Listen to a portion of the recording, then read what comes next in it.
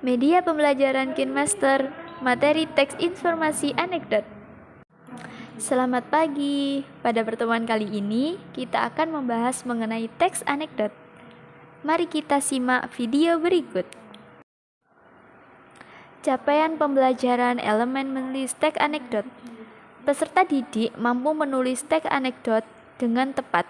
Peserta didik mampu mengolah dan menyajikan gagasan, pikiran, pandangan, arahan, atau pesan untuk tujuan pengajuan usul, perumusan masalah, dan solusi dalam bentuk tulisan atau monolog, dialog, dan gelar wicara secara logis, runtut, kritis, dan kreatif. Adapun tujuan dalam pembelajaran ini adalah peserta didik mampu secara kreatif mengungkapkan gagasan mereka dalam berbagai bentuk sesuai dengan minat dan bakat mereka. Teks anekdot. Apa itu teks anekdot? Yaps, teks anekdot adalah sebuah cerita atau kisah yang mengandung sifat lucu. Kriteria teks anekdot bukan hanya lucu, tetapi bisa menyampaikan maksud penulis, dan teks anekdot tidak harus didasarkan pada kejadian nyata ataupun bercerita tentang orang penting.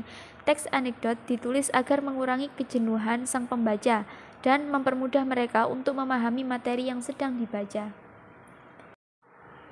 Berikut adalah contoh teks anekdot.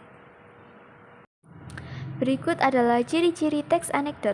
Yang pertama, mampu menghibur dan membuat tertawa. Yang kedua, memiliki sifat menggelitik. Yang ketiga, memiliki sifat menyindir.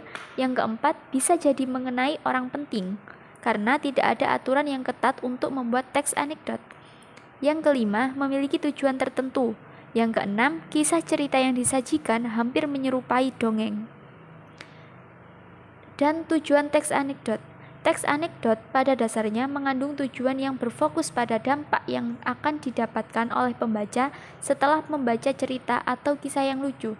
Dalam menulis teks anekdot, biasanya seseorang penulis memiliki 3 tujuan yang ingin disampaikan kepada pembaca, mulai dari membangkitkan tawa pembaca sebagai sarana hiburan dan tentunya sebagai sarana untuk mengkritik.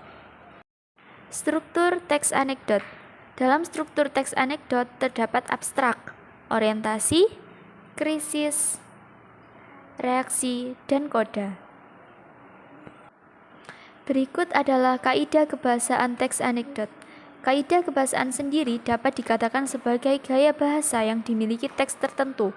Berikut ini adalah kaidah kebahasaan teks anekdot yang perlu diketahui, diantaranya yaitu A. Menggunakan kata keterangan waktu lampau, yang B. Menggunakan kata penghubung, yang C. Menggunakan kata kerja, yang D. Menggambarkan urutan peristiwa berdasarkan waktu, yang E. Menggunakan jenis pertanyaan retoris, yaitu kalimat pertanyaan yang tidak mengharuskan untuk dijawab.